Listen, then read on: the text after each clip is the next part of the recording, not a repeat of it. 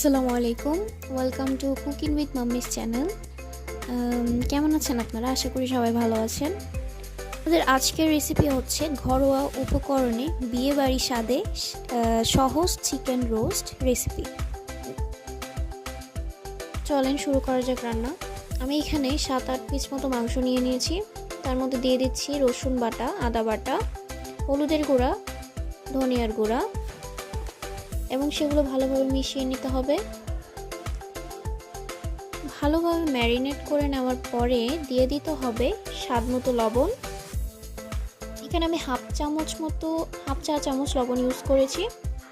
1 চামচ মরিচের গুঁড়া দিয়ে দিয়েছি। এরপর সবগুলো উপাদান ভালোভাবে মিশিয়ে নিতে হবে। ভালোভাবে ম্যারিনেট করার পরে সেগুলো ঢাকনা দিয়ে কিছুক্ষণের জন্য ঢেকে রেখে দিব। এরপর চুলায় একটি তাওয়া দিয়ে নিচ্ছি, সেটা ভালোভাবে গরম